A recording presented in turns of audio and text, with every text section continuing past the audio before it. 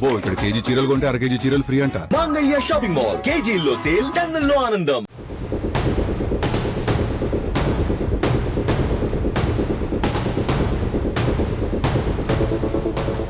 Hello all, welcome to it's TV. నేను మీ వివేక్ వెంకమల. చరిత్ర ఎప్పుడు కూడా నిత్య నూతనం అన్నమాట. వెతికే కొద్దీ, ఆధారాలు కనపడే కొద్దీ కొత్తగా ఆవిష్కరిస్తూ వస్తుంటుంది. మనం జనరల్గా చెప్పాలంటే ఇదనే కాదు, ఎక్కడైనా కూడా ఒక చరిత్రలో ఒక సంఘటనకి కొన్ని శాసనాలు దొరకచ్చు, కొన్ని ఆధారాలు దొరకచ్చు, కొన్ని కత్తులు కూడా దొరుకుతాయి. కొన్నిసార్లు కత్తులే చరిత్రను చెప్తాను, ఇది ఏ కాలం ఇలా మనం చూసుకుంటూ పోతే జనరల్గా ఆంథ్రోపాలజీ భలే ఇంట్రెస్టింగ్ స్టడీ. అంటే మనిషి ఎక్కడ మొదలయ్యాడు, ఎలా వచ్చాడు, ఎంత దూరం వచ్చాడు, ఇప్పుడు ఈ రోజు నెక్స్ట్ బ్యాక్ వెళ్తే ఎలా చూసాడు, ఇవన్నీ అనమాట. వీటన్నిటికి సాక్ష్యాలు ఏంటంటే మనకంటే ఈరోజు లిటరేచర్ ఉంది, లిప్ ఉంది, రాయగలిగిన శక్తి ఉంది, చదవగలిగే ఓపిక ఉంది, అన్నిటికంటే వీడియో క్యాప్చర్ చేయలే స్థితి ఉంది. కాబట్టి తర్వాత తరాలకు వెళ్తుంది. కానీ అసలు ఏమీ లేని రోజుల్లో, అంటే మనిషి ఆదిమానవుడు అంటారు అన్నమాట. మనకి హంటింగ్, షెల్టర్ కూడా, అంటే ఇల్లు అనే తాటు కూడా లేనప్పుడు కూడా మనిషి కొన్ని చరిత్ర తనకంటూ తను చూసిన పరిసరాలు కావచ్చు, తను నడిచిన దారులు కావచ్చు, వాటన్నిటిని తర్వాత తరాలకు అందించడానికి కొన్ని ఆధారాలు మిగిల్చి వెళ్ళాడు. వాటినే మనం రకరకాల, ఆ రోజుకున్నప్పుడు లిపి లేదు కాబట్టి బొమ్మలే లిపి, అంటే బొమ్మలే మాట్లాడాలి. సో అలా బొమ్మలు మాట్లాడతాయి. లేదంటే కొన్ని వాళ్ళు వాడిన పరికరాలు, ఎప్పుడైతే రాళ్ళు కానీ లేదంటే రాళ్ళతో చేసిన పని, ఇవన్నీ దొరుకుతూ ఉంటాయి. అవి చూసినప్పుడు వాటిని తలుచుకొని బ్యాక్ ఎండ్ వెళ్ళి, ఓహో ఆ రోజు జనాలు ఇలా ఉన్నారా, లేదంటే ఆ రోజుటి ఆదిమానవుడు ఇలా నివసించాడని చెప్పేవాళ్ళం. సో వాటికి ఏంటంటే మనకి రాక్ షెల్టర్, అంటే ఎక్కువ కూడా ఇల్లు అనే కాన్సెప్ట్ లేదు కాబట్టి ఆ ఆదిమానవుడి లైఫ్ అంతా ఎక్కడున్నదంటే వాటర్ రిసోర్సెస్ ఎక్కడైతే ఉన్నాయో అక్కడ మనిషి ఉండేవాడు. అడవిలో ఉండేవాడు, హంటింగ్. జనరల్గా జంతువులు ఎలా ఉంటే వాటిని హంట్ చేసేవాడు. షెల్టర్ కోసం కావాలి కదా, చలికి వణుకుతూ ఉంటాడు, వర్షానికి తడుస్తూ ఉంటాడు, ఎండకి పోకుండా ఎప్పుడైతే రాక్ అంటే కేవ్స్ ఉంటాయో ఆ కేవ్స్ దగ్గర ఉండేవాడు. మళ్ళీ డీప్ కేవ్స్ కాదు, ఓపెన్ కేవ్స్ ఉండాలి. సో నీళ్ళ దగ్గర ఉండి నీళ్ళ దగ్గర జంతువులను వేటాడేవాడు. ఈ ఖాళీ టైంలో, అంటే వేట దొరికిన తర్వాత ఖాళీ టైంలో ఊరికి ఉండడం, అంటే మనిషి తాలూకు ఎప్పుడు కూడా ఎప్పుడైతే పురోగతి, రేపటి తాలూకు ఆలోచన మొదలైన, లేదంటే పురోగతి ఆలోచనలు, తన ఆలోచనల్ని, తను చూసిన దృశ్యాలని బొమ్మలు గీసేవాడు అనమాట. వాటినే మనం రాక్ పెయింటింగ్స్ అంటాం, అంటే ఆది మనవాళ్ళు రేఖాచిత్రాలు అంటాం. వీటన్నిటిని మనం చూసుకుంటూ వెళ్తే మధ్యప్రదేశ్లో భీంబెట్కా అనే ప్లేసెస్లో మనకి ఎక్కువ చెప్పేది, ప్రస్తావించేది ఇండియన్ హిస్టరీలో అవి ప్రస్తావిస్తారు. ఎందుకంటే బాగా క్లారిటీతో ఉన్నాయి, ఫస్ట్ దొరికినాయి కావచ్చు, లేదంటే రకరకాలు కావచ్చు. అక్కడే ఉన్నాయా, మనకు లేవా, అది మనం లేక. ఈవెన్ కరోనా టైంలో మేము లంకమల్లకి ట్రావెల్కి వెళ్ళాము ఒకసారి, పుట్టగొడుగుల కోసమని వెళ్తూ ఇద్దరు దొరికితే పలానా మల్లుగాని బండ ఉంది చూపిస్తారా అంటే వాళ్ళు వెళ్ళారు. నాకు ఆశ్చర్యం ఏంటంటే అక్కడ ఆదిమానవుల రేఖాచిత్రాలు ఉన్నాయి. వాటిని నాకంటే ముందు వీళ్ళు చూశారు, ఆ యోగమైన యూనివర్సిటీ వాళ్ళు చూసి వాటిని సర్టిఫై చేశారు. ఇది ఆదిమానవుల రేఖాచిత్రాలు, పాతరాతి యుగం నాటి శిలా రేఖాచిత్రాలు అని చెప్పారు అనమాట, అంటే స్టోన్ ఏజ్. తర్వాత ఇంకొక ప్రయాణంలో రోలపెంట అని అట్లూరు ప్రాంతంలో బ్రిటిష్ వాళ్ళ గెస్ట్ హౌస్లు ఉన్నాయంటే అడవిలో చూడడానికి పోతుంటే యానాదోళ్ళు చూపించారనమాట. పక్కన గుహలో గోడలు బొమ్మలు ఉన్నాయి, చూద్దాం పని అడిగిపోయి చూస్తే నిజంగానే రేఖాచిత్రాలు ఉన్నాయి. వాటిని నేను చూసినప్పుడు ఆశ్చర్యం ఏంటంటే రెడ్ కలర్ ఏదైతే ఎర్ర పెయింటింగ్ ఐరన్ హెమటైట్తో వాడారో ఆ పెయింటింగ్స్కి మనకి నాకు దొరికిన మల్లుగాని బండ, తర్వాత బండిగాని సెల, ఈ రెండు సేమ్ ఉన్నాయి. కానీ వైట్, అంటే వైట్ పెయింటింగ్ వచ్చేసరికి బొమ్మలో కొంచెం పర్ఫెక్షన్ ఉంది. అక్కడ దేవుడు వచ్చాడు అన్నమాట, శివుడు కావచ్చు, శివలింగం కావచ్చు, తర్వాత జాతర రూపంలో కొన్ని వచ్చాయి. వీటన్నిటి చూసినప్పుడు హిస్టరీ కొనం భలే ఆసక్తి అనిపించింది. సో హిస్టరీ మనం చదువుతుంటాం. తర్వాత మనకి చింతకుంట, అంటే కోన ఉప్పలపాడని ఎర్రగుంట్ల దగ్గర ఉంది, అక్కడ ఆదిమానవుల రేఖాచిత్రాలు ఉన్నాయి. తర్వాత కర్నూలు దగ్గర నందికొట్కూరు ప్రాంతంలో ఎర్రమల కొండల్లో అక్కడ కొన్ని ఆదిమానవుల రేఖాచిత్రాలు ఉన్నాయి. రీసెంట్గా మనకి ములుగు డిస్టిక్లో దొరికినాయి, అంటే ఏదైతే మనకి ములుగు ఫారెస్ట్ ఉంది తెలంగాణలో, అక్కడ కూడా ఆదిమానవుల రేఖాచిత్రాలు దొరికినాయి. ఈ ప్రాసెస్లో అంటే చూస్తుంటాం కానీ పెద్దగా పట్టించుకో. మొన్న ఒకరోజు నేను, అంటే ఒక లాస్ట్ వీకెండ్ కొమ్మనపెంట అని వెళ్ళాం, ఒక ట్రైబల్ విలేజ్, చెంచులు ఉంటారు. అది ఎక్కడ వస్తుందంటే మన్ననూరు అమరావతి మధ్యలో మనము లెఫ్ట్కి వెళ్ళాలి, ఒక 10 కిలోమీటర్లు వెళ్తే కొమ్మనపెంట అనే ఒక ఊరు ఉంది. సో కొమ్మనపెంట ఏంటంటే మేము యాక్చువల్గా వెళ్ళింది వాళ్ళకి వ్యవసాయం చేసుకోవడానికి ఎద్దులు కావాలంటే ఎద్దులు చూపిస్తామని వెళ్ళాము. వెళ్ళిన తర్వాత నేను సరదాగా చూద్దాం పదా అడవి ఎలా ఉందని వెళ్తే ఏమైనా చెంచులు తీసుకెళ్లారు లోపలికి. తీసుకెళ్తే 2 ప్లేస్లు బండల రేవు, తర్వాత రోలమడగని సూపర్ లొకేషన్స్ ఉన్నాయి. చూసిన తర్వాత మేము 10 మంది వెళ్తే ఒక 5 మంది కిందికి అంటే పెంట దగ్గరికి వచ్చారు. అప్పటికే లంచ్ టైం అయింది. నేను ఎలాగో వచ్చాను కదా, ఇంకో దారిలో వెళ్దామని వెళ్తున్నాను. వాళ్ళు చెప్పారు అండి, బొప్పులు అని ఉన్నాయన్న, రాళ్ళు భలే ఉంటాయి, సినిమా లొకేషన్ కూడా తీసుకోవచ్చు అంటే, నేను అంత బాగుంటుందా లొకేషన్ చూద్దాం పదా అని బయలుదేరిన తర్వాత నాకు యాక్చువల్గా తాటే బొప్పులు అనే పేరే ఆసక్తి ఉంది. ఎందుకంటే మన జనరల్గా బొప్పులు అంటే పల్లీలు వీటిని తిని పడేసిన వాటిని బొప్పులు అంటారు. శనక్కాయ బొప్పులు, విత్తనాల బొప్పులు, అంటే మన సన్ఫ్లవర్ సీడ్స్ వీటిని బొప్పులు అంటారు. అలాంటిది అడవిలో రాళ్ళకి ఎందుకు పేరు వచ్చినాయి, అవి కూడా పెద్ద పెద్ద రాళ్ళు అన్నారు కదా. చూద్దామని పోతే దూరం నుంచే కనపడ్డాయి షెల్టర్.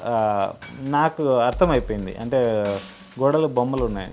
సో దగ్గరికి వెళ్ళి చూస్తే మనకి అక్కడ కనిపించే వాటిల్లో పులి ఉంది, పులి మీద మనిషి సవారింది, ఏనుగు ఉంది, ఏనుగు మీద కూర్చున్న మనుషులు ఉన్నారు, తర్వాత నెమలి ఉంది, నెమలి కాకుండా జనాలందరూ నడుచుకుంటూ వెళ్ళడము, తర్వాత వేరే జంతువుల మీద కూర్చోవడం, దుప్పులు లాంటి జంతువుల మీద కూర్చోవడం, రకరకాల బొమ్మలు ఉన్నాయన్నమాట. ఇవన్నీ చూస్తే జనరల్గా రాయే కానీ రాయి చోటన కొంచెం మనకి షెల్టర్ ఉండడానికి ప్లేస్ ఉంది. ఇప్పుడు అక్కడ ఎలుగుబంటి ఉన్నది కానీ పాత ఆదిమానవుడు ఉన్నాడు అనడానికి ఆస్కారం ఉందన్నమాట. సో అతను ఏం చేశాడు, ఆ బొమ్మలన్నీ భలే ఉన్నాయి, ఉండడం కూడా 90-100 బొమ్మల దాకా ఉన్నాయి. వాటిల్లో జంతువులు ఉన్నాయి, వాళ్ళు చూసిన నెమలి ఉంది, పక్షులు ఉన్నాయి. తర్వాత త్రిశూలం, అంటే ఆ రోజు నాటికి మనకి ఇప్పుడున్న త్రిశూలం షేప్ కాకుండా ఇలా నామాల్లాగా ఉంటుంది అన్నమాట త్రిశూలం. కిందికి వచ్చిన తర్వాత ఇప్పుడు మనకు డమరుకం ఉన్న ప్లేస్లో వాళ్ళు పెద్దది ఏదో పెట్టారన్నమాట.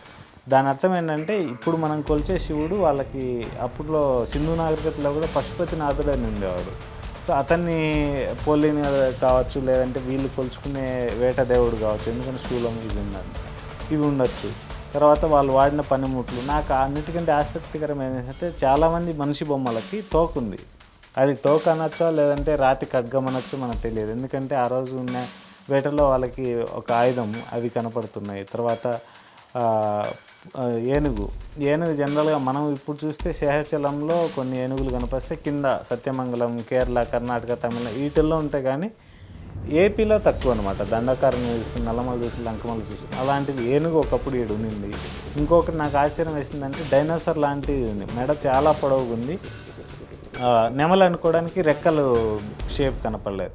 ఉండొచ్చు కూడా, పింఛం ఉండొచ్చు, నెమళ్ళు ఉంటాయి వాళ్ళు వేసినట్టు కూడా, బట్ కొంచెం అది ఆసక్తి అనిపించింది. అది కాకుండా జిరాఫీ ఉంది, ఒంటె లాంటివి ఉన్నాయి, ఇవన్నీ ఉన్నాయి.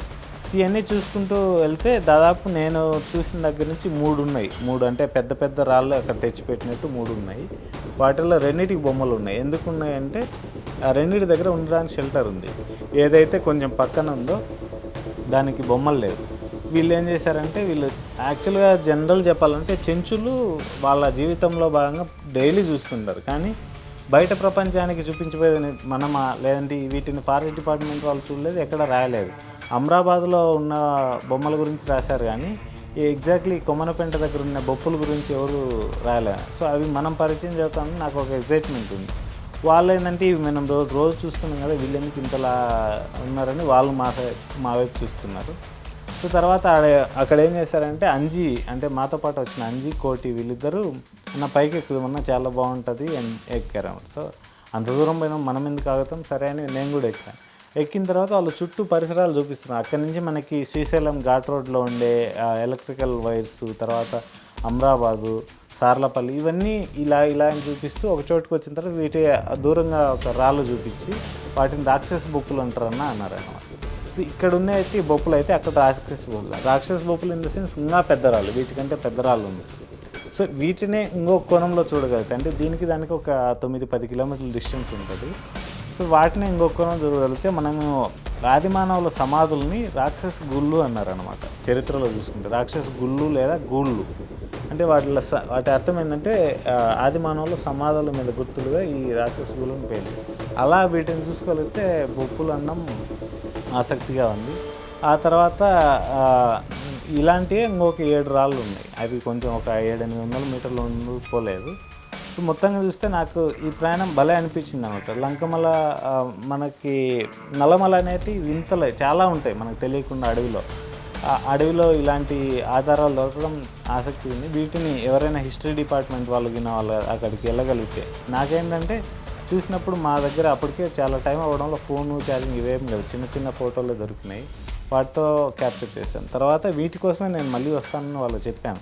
ఎవరైనా హిస్టరీ ఆ రోజు ఆసక్తిగా ఉండి అక్కడే విశ్లేషించగలిగితే అద్భుతంగా ఉంటుంది. అలా వీడియో చూసి ఎవరైనా కూడా ఆసక్తిగా ఉండి మనం వెళ్దాం అనుకుంటేనే వీఆర్ రెడీ.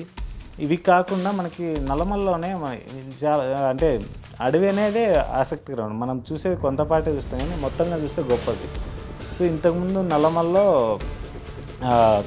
కర్నూలు జిల్లా కైఫియతుల్లో ఆళ్ళగడ్డలో ఒక బాలగానికి 2 పుట్టుపాపలు దొరికిందనేది కైఫియతుల్లో రికార్డింగ్. కైఫియతులు అంటే మనకు Mackenzie, colonel Colin Mackenzie 19th సెంచరీలో క్యాప్చర్ చేశాడు. కడప, కర్నూలు వీటి లోకల్ హిస్టరీ అంటే వాటిని వెళ్ళి దగ్గరికి వెళ్ళి చూస్తాం. దాంట్లో ఒక చోట ఏముందంటే ఒక 2 పుట్టుపాపలు నల్లమల్లో దొరికి ఇక్కడ తీసుకొని వచ్చారు. ఒక పుట్టుపాప భయపడి చనిపోయాడు, ఇంకొక పుట్టుపాపని అడవిలో వదిలేశారని విన్నాను. పుట్టుపాపలు ఏంది అనే హిస్టరీ బ్యాక్ ఎండ్ వెళ్తే వాళ్ళు మరుగుజ్జులు, మనం భైరవ ద్వీపంలో గులితే అని మాట్లాడుతుంటారు కదా, అలాంటి వాళ్ళు పుట్టుపాపలు ఉంటాయి, 3 feet హైట్ ఉంటారు యావరేజ్గా. సో వీళ్ళు మన ఆ కైఫియతులు సేకరించిన టైం 1860. ఆ టైంలో క్యాప్చర్ చేస్తే మనకి బ్యాక్ ఎండ్ వెళ్తే ఈ పుట్టుపాపలు అనేవాళ్ళు మనం ఇప్పుడు హోమోసేపియన్స్, దానికి ముందు హోమో ఎరెక్టస్, నియాండర్తలు, రామాపితి ఇలా ఉన్నారు. సో వీళ్ళు వచ్చేసి హోమో ఫ్లోరెన్సిస్ అంటారు. హోమో ఫ్లోరెన్సిస్ ఎందుకని వచ్చిందంటే ఈ ఫ్లోరెన్స్ అనేది ఒక ఇండోనేషియాలో ఒక ద్వీపం అన్నమాట. ఆ ఫ్లోర్స్లో దొరికింది కాబట్టి వీళ్ళని ఫ్లోరెన్సిస్ అన్నారు. సో వాళ్ళు ఏం చేశారంటే మనకి ఈ ఇండోనేషియాలో దొరికిన ఆధారాలను బట్టి వీటిని బట్టి ఇది 50,000 years ago జరిగింది. ఎవరు వీళ్ళు హోమో ఫ్లోరెన్సిస్ అనేవాళ్ళు. అలాంటి 50,000 years ముందు డిసప్పేర్ అయిన వాళ్ళు ఇక్కడ 1860లో దొరికిందని కైఫియతుల్లో రాయడానికి అంటే కొంచెం అతిశయోక్తి ఉంటుంది కానీ బట్ కంప్లీట్లీ రాంగ్ అయితే కాదు కైఫియతులు ఇన్ఫర్మేషన్. సో మనం ఆ కోణంలో అంటే ఈ నల్లమల్లో మనకు తెలియని పుట్టుపాపలు ఉన్నారు అనే కోణంలో చూస్తే చరిత్ర ఇంకొకలా కనపడుతుంది. ఇదే పుట్టుపాపలు వీళ్ళ అస్థికలు, వీళ్ళ అస్థిపంజరాలు మనకి కడప జిల్లా బద్వేల్ తాలూకాలో కలసపాడు ఉంది. కలసపాడు దగ్గర లింగమయ్య కొండ అని ఉన్నాను.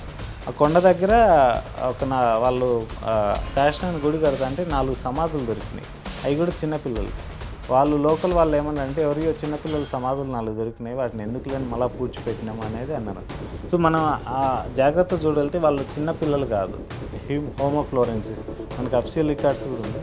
సో ఈ కోణంలో అంటే చరిత్రను హోమో ఫ్లోరెన్సిస్ కావచ్చు, పుట్టుపాపల కోణంలో బ్యాక్ ఎండ్ వెళ్ళి ఈ ఆదమానవుల రేఖా చిత్రాలు లింక్ చేసుకుంటూ వెళ్తే కొత్త చరిత్ర ఆవిష్కృతమయ్యే ఛాన్స్ ఉంది.